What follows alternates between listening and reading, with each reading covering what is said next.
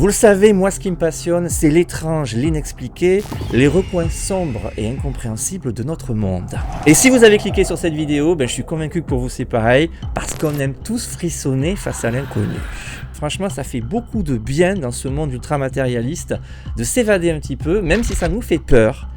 Imaginez que tout ça puisse exister, je sais pas pourquoi, ça nous fait aussi du bien. Alors aujourd'hui on est en plein dans le sujet puisque je voulais me pencher sur des photos, oui uniquement des photos, totalement inexpliquées. Alors vous allez voir, la plupart de ces photos sont très connues, mais je suis certain que certains d'entre vous vont découvrir ces incroyables clichés. Et ce qui est fou, c'est que la plupart n'ont pas d'explication. On va évidemment parler de fantômes, mais aussi d'événements et d'apparitions totalement étranges. Mais avant d'aller plus loin, je sais que vous êtes nombreux à vous installer confortablement devant mes vidéos à l'heure de leur sortie le samedi soir. Et bien souvent, je sais aussi qu'il y a un petit dîner devant mes aventures. Que diriez-vous si je vous proposais d'améliorer encore plus cette expérience avec le partenaire de cette vidéo, HelloFresh, qui a été élu la box à cuisiner préférée des Français. Alors HelloFresh, c'est la solution parfaite pour un dîner réussi et facile à préparer, que vous soyez seul, en famille ou entre amis. Et il y a plus de 50 recettes qui changent chaque semaine. C'est très varié, avec des recettes françaises, mais aussi végétariennes, cuisine du monde, calories smart, rapido, etc.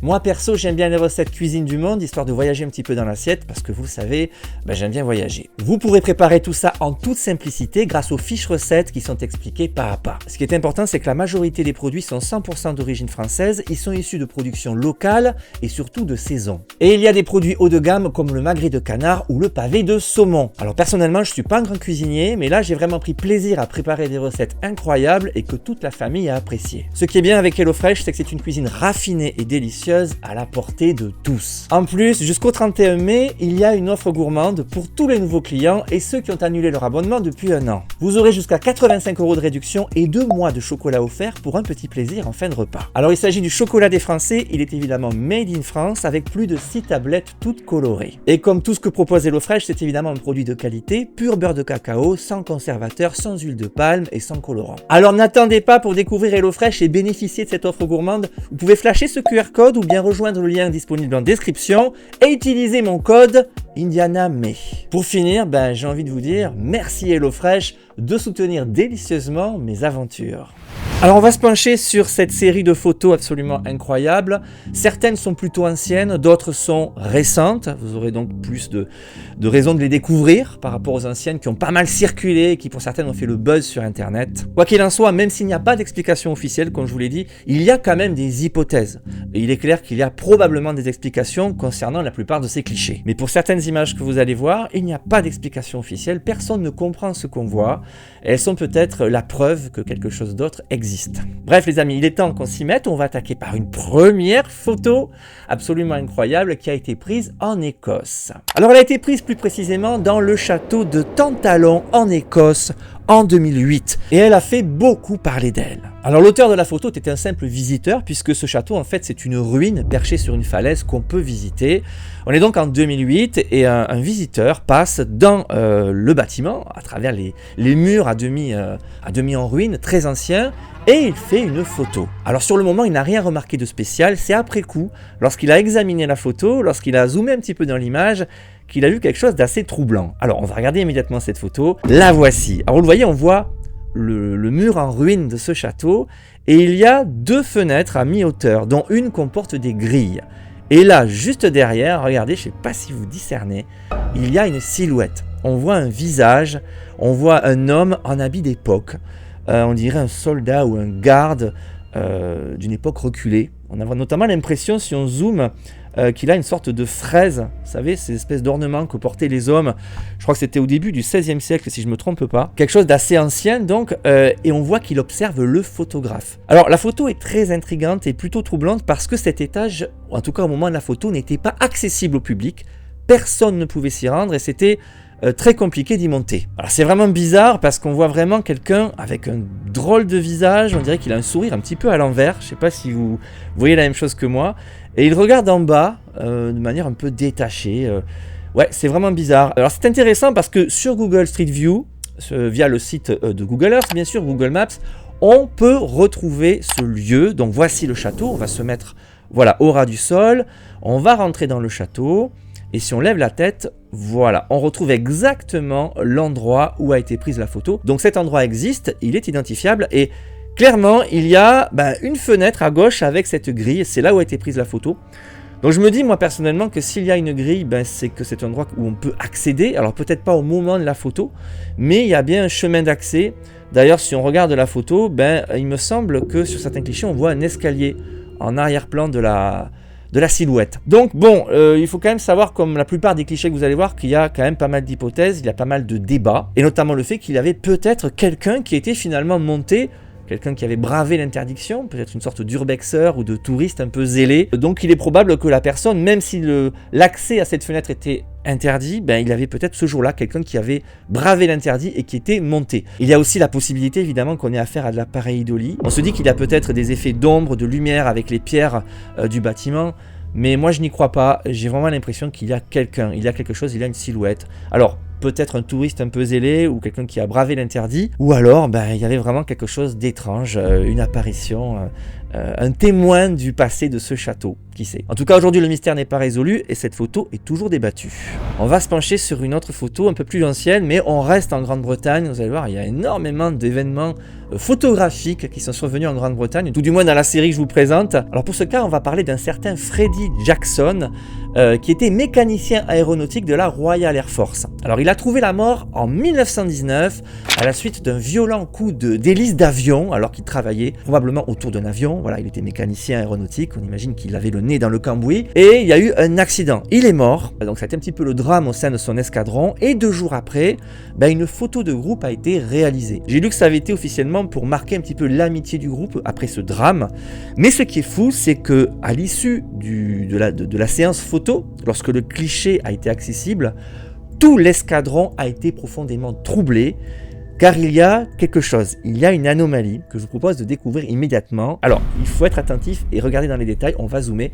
Vous voyez ce rassemblement d'hommes, d'aviateurs et de mécaniciens, mais regardez, au dernier rang, derrière un des hommes, un des membres de l'escadron, il y a autre chose, il y a un visage. Voilà, vous voyez un petit peu plus distinctement, un visage un peu en transparence qui a l'air de s'être ajouté à la photo. Et ça a profondément troublé l'ensemble de l'escadron parce que tout le monde, sur le moment, a reconnu Freddie Jackson, décédé 2 jours plus tôt. Alors cette photo est très célèbre parce qu'elle a été authentifiée comme étant complètement authentique. En tout cas, il n'y a pas de traces de montage. Donc tout porte à croire que le défunt Freddie Jackson se serait joint à ses amis pour cette photo. Et il faut avouer que cette idée a troublé pas mal de monde à l'époque.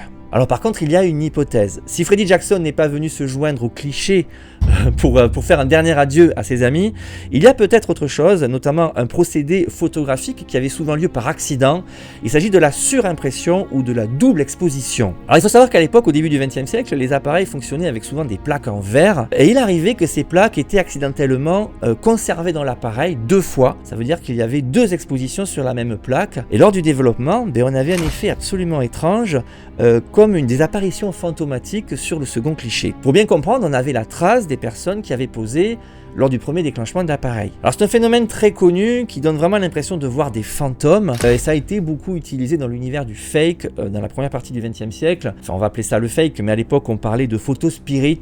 Ça a été pas mal débunké depuis. Du coup à l'époque c'était connu, on avait ce phénomène de double exposition et on se pose la question, en tout cas beaucoup de spécialistes se demandent si cette photo ne fait pas partie de ces clichés à double exposition ou à longue exposition, auquel cas peut-être que le personnage au premier plan a légèrement bougé, il s'est avancé notamment, et on voit son image fantôme, l'endroit où il était quelques secondes plus tôt. Je me dis ça parce qu'il y a vraiment un effet de ressemblance, j'ai l'impression que c'est la même personne, mais pas tout à fait, donc c'est complètement étrange. En tout cas, cette photo à ce jour n'a pas été clairement débunkée, on suspecte une double exposition ou un procédé de ce genre, et quoi qu'il en soit à ce jour, la porte est encore ouverte au fait qu'on ait pris en photo un authentique fantôme, le fantôme de Freddie Jackson, venu dire un dernier adieu à ses amis. On va se pencher sur une autre photo beaucoup plus récente, mais c'est très intéressant et tout aussi troublant. Et pour découvrir cette photo, il fallait se rendre il y a quelques années sur le service Google Street View. D'ailleurs, j'aurais très bien pu inclure ce cas dans mes formats Google Maps, Google Earth, vous savez, où je me rends sur des lieux un petit peu étranges, visibles depuis les photos satellites, parce que c'est un cas typique. Il faut se rendre précisément à un endroit sur la carte pour se rendre compte de cette photo. Mais elle n'est plus actuelle. Je vais vous expliquer. Regardez où ça se passe déjà, on s'y rend. On est du côté de Liverpool. en pleine ville devant un ancien hôtel reconverti en pub. Alors il s'agit du Stuart Hotel situé en plein cœur de Liverpool et cette histoire a débuté il y a une dizaine d'années au moment où un utilisateur qui flânait virtuellement sur Street View dans les rues de Liverpool a orienté le point de vue vers les fenêtres de l'hôtel. Et là il a aperçu quelque chose de totalement effrayant. Regardez, à la fenêtre, sur la photo, on est sur Street View clairement, il y a un visage absolument effrayant sur la fenêtre de droite notamment. Je ne sais pas si vous voyez le truc, c'est absolument effrayant. On dirait un petit peu un orque dans le Seigneur des Anneaux. Et c'est pas tout, sur la fenêtre de gauche, la fenêtre juste à côté, on voit comme une silhouette en smoking. Donc c'est extrêmement troublant, il en a parlé évidemment sur les réseaux, la photo s'est diffusée, il y avait pas mal de gens en ont parlé, il y a beaucoup de théories parce que clairement il n'y a pas de montage, c'est authentique, il y avait quelque chose derrière la fenêtre, notamment ce visage absolument démoniaque, tout à fait effrayant. Alors ce qui est intéressant c'est que aujourd'hui on peut toujours accéder à cet hôtel bien sûr sur Street View, d'ailleurs regardez on le fait ensemble, voilà on va aller au ras du sol, nous y sommes, Stuart Hotel, on va lever les yeux, on va retrouver cette fenêtre, elle est ici.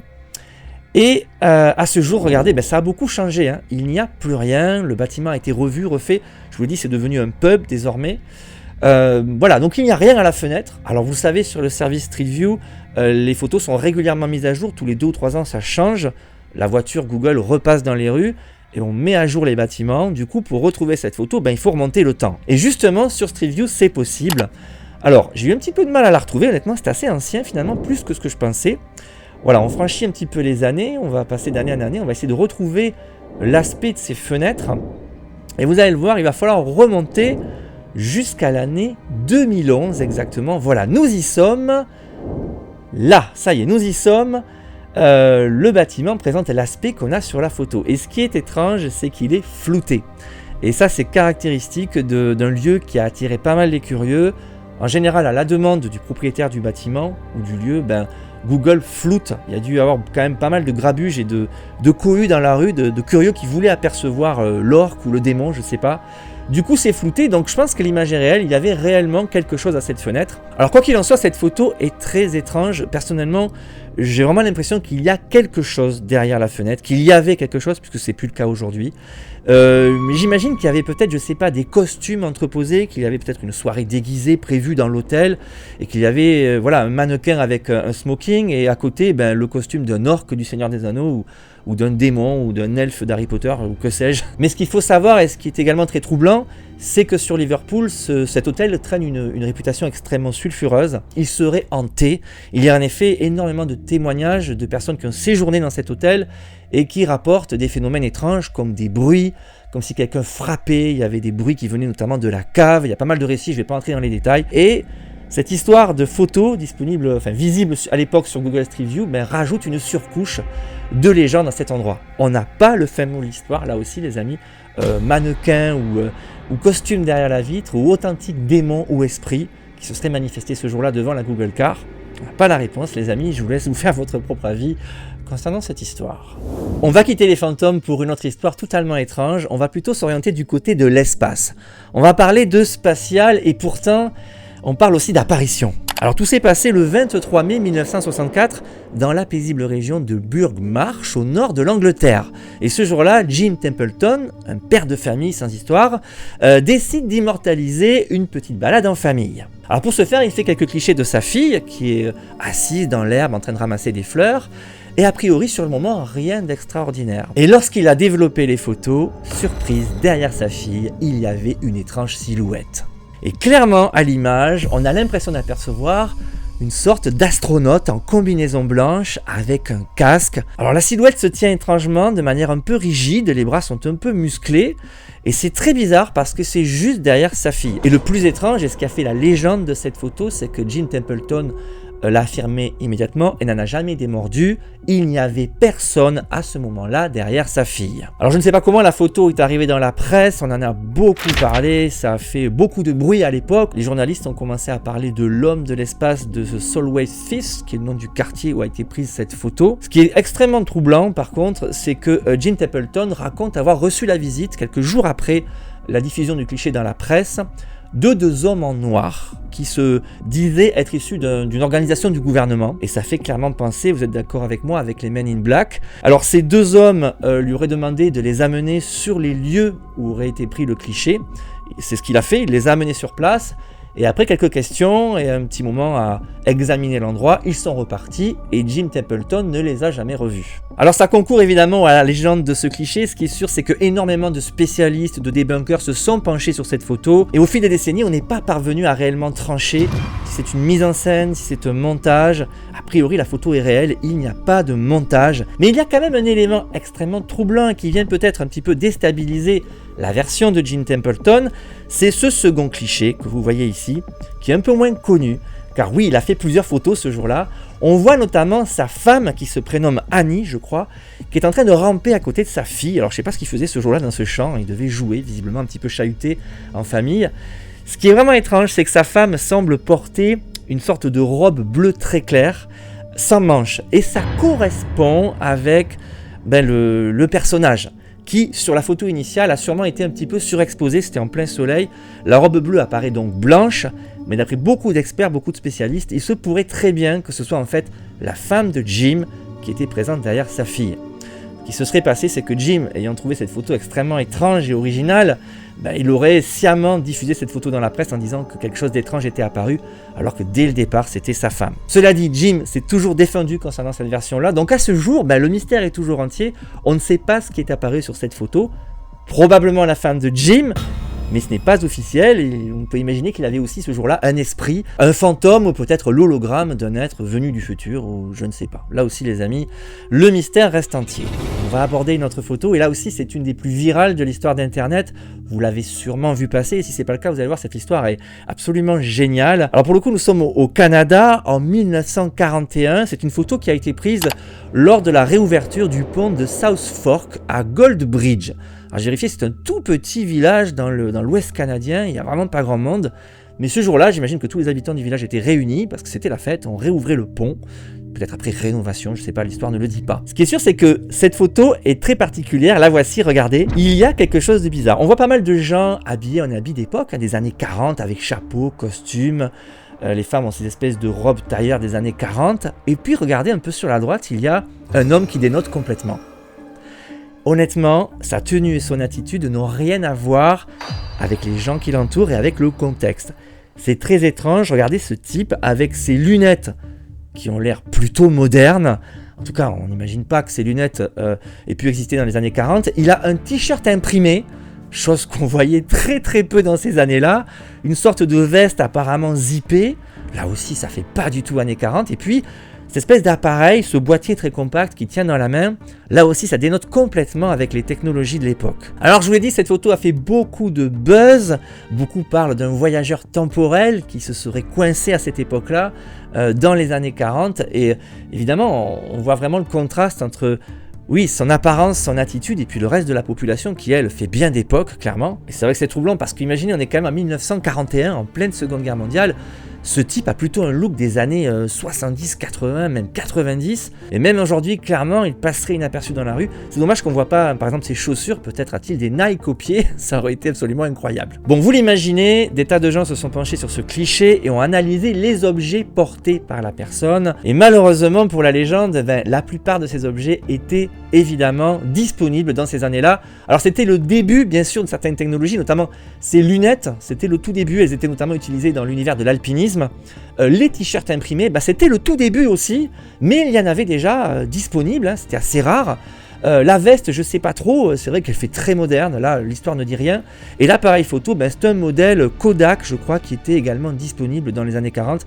C'était là aussi le tout début de ce genre d'appareil. Bref, on a affaire clairement, les amis, à une sorte d'hipster, à un early adopter de l'époque, qui a sûrement surfé sur les nouvelles technologies, tout ce qui sortait de nouveau, il l'avait ce type. Et c'est clair qu'il a vraiment la classe, plus de 85 ans après. C'est fou quand même, il a une allure tellement moderne. Donc les amis, il ne s'agit sûrement pas d'un voyageur temporel, mais clairement de quelqu'un qui était passionné par ce qui se faisait de mieux en son temps. Encore ce genre de personnage aujourd'hui, j'en fais un petit peu partie d'ailleurs, donc je le comprends complètement. Il avait une attitude très cool par rapport aux autres qui étaient plutôt conformistes. Et voilà pourquoi cette photo est absolument légendaire et a pas mal interpellé. puisqu'il est toujours très étonnant et très actuel 85 ans après. On va passer à une autre photo, on revient un petit peu dans le paranormal. Elle a été prise dans un lieu assez mythique et qui ça me parle beaucoup puisque je m'y suis rendu, je connais cet endroit. Les amis, on va du côté du château de Fougeray. Alors vous connaissez forcément ce château, si vous suivez un petit peu les enquêteurs du paranormal, dont je fais partie. C'est, dit-on, le château le plus hanté de France. Il y a eu énormément de témoignages d'enquêteurs, de visiteurs qui ont constaté, vu, parfois enregistré, parfois photographié des choses étranges. Mais là c'est le cas, les amis, avec ce cliché, regardez. Voilà, nous sommes à l'extérieur du château, c'était en 2022. Alors apparemment les propriétaires et les visiteurs, notamment la personne qui a réaliser le cliché, était à l'extérieur du bâtiment, à l'extérieur du château, sauf que lorsqu'on zoome à la fenêtre du deuxième étage, je connais d'ailleurs ces fenêtres, il y a un couloir là en haut, ben il y a un visage, regardez, il y a un visage féminin, assez effrayant d'ailleurs, avec les orbites comme ça, un regard très fixe, très fantomatique. J'adore cette photo et elle a été validée et partagée par Véronique, la propriétaire du château, que je connais un petit peu. Alors pour beaucoup, il s'agirait du fantôme d'Alice, qui est un des fantômes les plus connus du château, puisqu'il y aurait pas mal d'entités qui cohabitent à l'intérieur du bâtiment. C'est assez fascinant, Fougeray, franchement, ce château m'a pas mal transporté et perturbé lorsque je m'y suis rendu. Donc pourquoi pas Alice qui apparaîtrait comme ça pour observer les visiteurs qui se tiennent à l'extérieur. Honnêtement, je ne sais pas si la photo a été analysée, débunkée. Là, a priori, je ne vois pas de montage. Elle est très difficile à retrouver sur le net. Elle avait été notamment partagée par Véronique. Je ne sais pas ce qu'elle en pense à ce jour. Mais sur le moment, en 2022, lors du partage, elle nous racontait que la photo lui paraissait authentique. Moi, de mon côté, je me dis que s'il n'y a pas de montage, ben, il y avait peut-être quelqu'un finalement à l'intérieur qui regarde par la fenêtre, parce que c'est clair, il n'y a pas de pareidolie possible. Je connais un petit peu ce couloir, les meubles et le mur en face sont assez loin, et avec le reflet, pour moi, on ne peut pas voir par la vitre. Donc c'est très bizarre, très étrange et plutôt effrayant. Et à ma connaissance, à ce jour, ce cliché n'a pas été expliqué. Donc je vous laisse en faire ce que vous voulez. D'ailleurs, si vous avez des explications ou des informations que je n'ai pas, ben, n'hésitez pas à me les transmettre en commentaire. La photo que vous allez voir comporte une anomalie, et non des moindres. Et c'est une photo qui elle aussi a fait beaucoup parler d'elle. Elle est plutôt connue dans l'univers du paranormal, de ce genre de cliché. Alors cette photo aurait été prise dans les années 1900, c'est pas très clair, dans une usine textile du côté de Belfast. Mais on a quand même assez peu d'informations concernant son origine. Alors la voici, nous sommes dans une usine textile a priori et les employés ont posé visiblement après la journée de travail pour immortaliser l'équipe de l'époque. Alors toutes les filles, ce sont des jeunes femmes qui ont environ 20-25 ans je pense pour la plupart, posent les mains croisées comme ça face à l'objectif. Mais regardez, il y a quelque chose, une anomalie plutôt étrange sur l'épaule de la jeune fille qui est située sur la droite au deuxième rang. Si vous êtes observateur, il y a une main avec un pouce et 3 doigts, c'est indéniable, c'est une main là posée nonchalamment sur l'épaule de cette jeune fille. Et ce qui est très flippant, c'est qu'on ne voit pas à qui elle peut appartenir. Il n'y a personne derrière elle, ni à côté d'elle, qui aurait pu poser sa main ainsi. D'ailleurs, si vous êtes observateur, si on regarde, la plupart des jeunes filles autour d'elle ont les mains croisées. Personne ne peut poser cette main comme ça sur son épaule. Alors c'est extrêmement flippant, on se dit aussitôt qu'il y a peut-être un fantôme, un esprit. Comment cette main a-t-elle pu apparaître comme ça sur l'épaule de cette jeune fille? Il faut savoir quand même qu'il y a des théories qui pourraient expliquer cette étrangeté. Au début du XXe siècle, les photographes avaient certaines techniques pour enlever certains protagonistes sur les clichés. Ils étaient assez habiles et ils arrivaient à supprimer des personnes en maquillant la photo. Ça se faisait. Alors pourquoi aurait-on enlevé quelqu'un de cette photo? Quelqu'un qui aurait notamment la main comme ça sur l'épaule de sa voisine, alors que toutes les jeunes filles qui posent ont les bras croisés. Peut-être justement parce qu'elles se tenaient mal, ou que sais-je, c'est peut-être une théorie, j'en sais rien. Mais c'est quand même compliqué d'accepter complètement cette théorie, puisque pourquoi le maquilleur de la photo n'est-il pas allé au bout des choses? Pourquoi a-t-il laissé sciemment cette main? Ça ne tient pas vraiment, et pour beaucoup de spécialistes, c'est pas l'hypothèse à privilégier. Alors on pense aussi à la surimpression ou la double exposition dont je vous parlais tout à l'heure, mais là aussi ça ne tient pas, parce que si on regarde dans les détails, cette main elle n'est pas fantomatique, elle n'est pas trouble, elle n'est pas floue, elle n'est pas transparente, elle est là en volume avec les ombres, elle est là physiquement, elle est posée sur la main de cette jeune fille. Non là franchement c'est très compliqué de comprendre et à ce jour là aussi il n'y a pas d'explication. Alors il n'y a pas d'explication mais ça ne veut pas dire qu'il n'y en a pas une. Ce qui est fou c'est qu'après tout ce temps ça va être compliqué de débunker cette histoire. Moi je me dis qu'il y avait en fait quelqu'un, probablement une fille un peu farceuse qui s'était mise derrière, c'est la seule hypothèse, avec un angle de main complètement absurde, genre comme ça, presque se casser le poignet. Moi c'est ma seule hypothèse valable selon moi, ou alors un maquillage vraiment très habile de la photo. Voilà, le mystère reste entier là aussi les amis, n'hésitez pas à me dire ce que vous en pensez évidemment dans les commentaires. On va se pencher sur une dernière photo extrêmement célèbre, celle-là aussi, mais je ne pouvais pas faire l'impasse. Il a fallu que je fasse des choix et j'ai décidé de la garder parce que l'histoire est incroyable. Alors, c'est une photo qui a été prise en 1936 dans le manoir de Ryan Hall en Angleterre. Nous sommes dans le nord-est de l'Angleterre, dans un endroit très bucolique. Il y a ce manoir absolument fascinant. Et dans ce manoir, il y a une histoire de hantise. Alors comme beaucoup de châteaux, de manoirs en Angleterre et en Écosse, il y a un fantôme.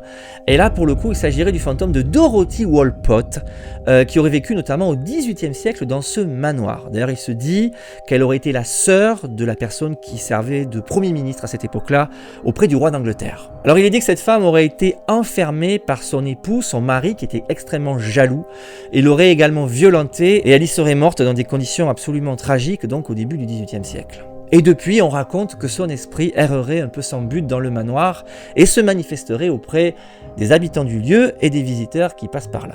Ce qui revient souvent dans les témoignages, c'est qu'elle porterait une sorte de robe sombre, d'où le nom de The Brown Lady of Raynham Hall. Et les témoignages la concernant vont donc se succéder jusque dans les années 30.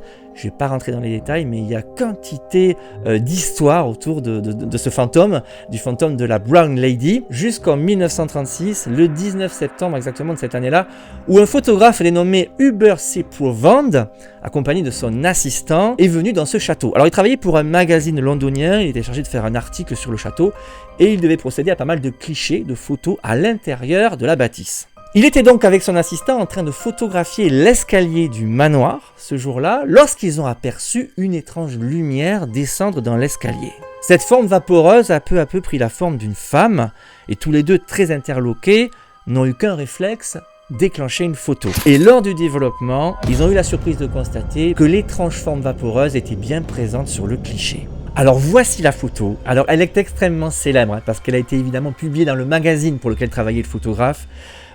Toute l'Angleterre s'est emparée de cette histoire, ça a fait un petit peu les choux gras de la presse pendant un certain temps.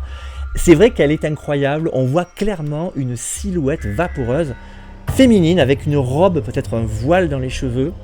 Ça me fait même penser à la Vierge, d'ailleurs ça revient de temps en temps, les gens disent c'est peut-être une apparition de la Vierge. Mais c'est indéniable, il y a cette forme dans l'escalier qui semble se tenir comme ça face au photographe, un petit peu drapé dans quelque chose dans un linge un peu sombre, une robe ou un voile, on ne sait pas trop. En tout cas, c'est ce que ça m'évoque. Alors on discerne vraiment la silhouette avec les bras, les épaules, la tête. Il y a même un cliché intéressant, quelqu'un qui s'est amusé à modifier les contrastes, à retravailler un peu la photo. Voilà ce qu'on obtient. Alors je pense que la personne qui a procédé à ce travail est peut-être allée un petit peu loin, mais je trouve cette image assez terrifiante où on voit clairement un visage démoniaque. Là, ça a mis quand même une aura plutôt négative à la photo. Je préférerais m'en tenir au cliché officiel. Quoi qu'il en soit, je vous l'ai dit, cette image a fait beaucoup parler et beaucoup de spécialistes de l'image de la photo se sont très vite penchés sur elle. Et évidemment, l'hypothèse qui ressort le plus souvent, c'est la double exposition, la surexposition dont je vous parlais tout à l'heure. Un procédé décidément très présent au début du XXe siècle. Les gens en usaient et en abusaient pour faire passer ce procédé pour des phénomènes paranormaux. Alors, ça n'a jamais été clairement officialisé, et d'ailleurs le photographe s'en est toujours défendu, mais beaucoup quand même évoquent une mise en scène. Peut-être s'agissait-il d'une complice, d'une personne qui accompagnait les photographes, peut-être d'un membre du personnel du château, qui sait, qui a posé une première fois et qu'on a enlevé pour le second cliché, ce qui la ferait apparaître ainsi dans l'escalier. C'est l'hypothèse honnêtement la plus probable. Mais ce qui est certain, c'est comme pour la plupart des clichés dont je vous ai parlé aujourd'hui, la vérité n'a pas été faite. On ne connaît pas clairement le fin mot de l'histoire puisque le photographe et son assistant ont clairement défendu leur thèse officielle. Ils ont vu quelque chose dans cet escalier, ils ont simplement fait une photo et nous avons une photo de fantôme. Alors a-t-on la photo du spectre de Dorothy Walpott? Beaucoup aiment à le penser. Personnellement, je vais rester prudent, les amis. Je vous laisse là aussi vous faire votre propre idée concernant ce cliché. C'est la fin de la vidéo, les amis. J'espère que ça vous a plu. C'était un format un peu particulier. Je tenais à faire depuis un petit moment. Reprendre comme ça ensemble les grands classiques de la photo de fantôme et du paranormal. Ça inclut aussi, vous l'avez vu, les voyageurs temporels, les visiteurs venus de l'espace.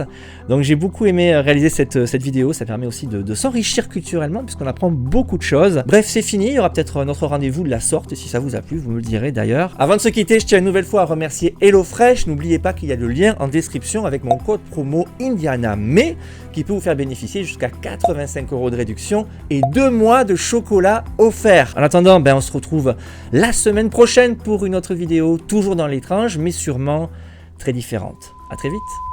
Ciao.